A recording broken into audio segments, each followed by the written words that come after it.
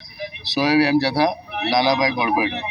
આજ રોજ સોમવારના સાંજે 5:30 કલાકે મોડાસા નગરના નગરજનોમાંથી ટેલિફોન આવતા કે ભાઈ 2 થી 4 લોકોને કૂતરા કાઢ્યા છે.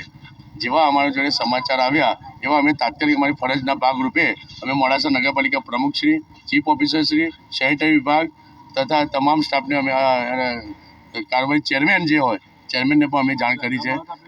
ત્યારબાદ એટલો બધો દહેશત ફેલાયો કે ત્યારબાદ 6 વાગ્યાના બાદમાં ટોટલ 9 થી 11 લોકોને કર્યું છે. અને અમે નગરપાલિકાને ટેલિફોનિકથી પ્રમુખશ્રીને બી વાત થઈ છે, ચીફ ઓફિસરને પણ વાત થઈ છે.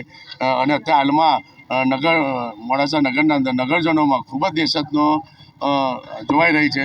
અત્યારે હાલમાં જોઈ રહ્યા છો સ્તર પર કે 50-100થી વધારે બાળકો અત્યારે દહેશતમાં ફેલાઈ ગયા છે.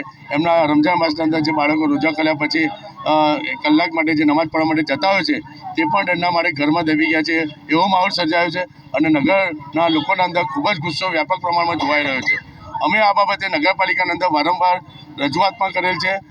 બોર્ડની મિટિંગમાં પણ અમે આ બાબતોનો જણાવવામાં આવ્યું છે. તેમ છતાં હજી સુધી નગરપાલિકામાં કોઈ ટેન્ડર પ્રક્રિયા કરવામાં આવી નથી. તેના ભાગરૂપે નગરપાલિકાએ ટેન્ડર પણ બહાર પાડ્યું છે. અત્યાર સુધીમાં 5 થી 6 વખત ટેન્ડર બહાર પાડ્યું છે. તેમ છતાં નગરના અંદર એજન્સી પણ કામ કરવા માટે આવતી નથી. પણ આ જવાબદારી હું ગમે તે પ્રકારે નગરપાલિકાને જ છે. અમે બધા એમ કહે છે જે સત્તાધારી પક્ષ છે એમની સંપૂર્ણ જવાબદારી છે કે ગામમાં દરેક એજન્સી મળી આવતી હોય. આજે રોડ બનાવવાનો હોય, આજે પેલું બનાવવાનું હોય, ગટર લાઈન, એમાં તમામ એજન્સી મળી જતી હોય તો આજે આ બાબતે કેમ એજન્સી ના મળે?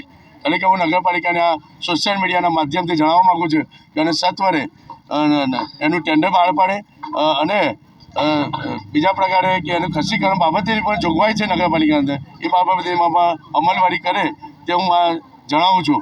અને અત્યારે હાલમાં મોડાસા નગરપાલિકાની ટીમ સત્વરે જે સુપરવાઇઝર કે કોઈ પણ ટીમ હોય નગરપાલિકા વ્યવસ્થા કરે અને જેથી લોકોના અંદર દહેશતનો માહોલ દૂર થાય એ બાબત. અને અત્યાર સુધીમાં સાર્વજનિકના અંદર 9 થી વધારે લોકો એડમિટ હતા.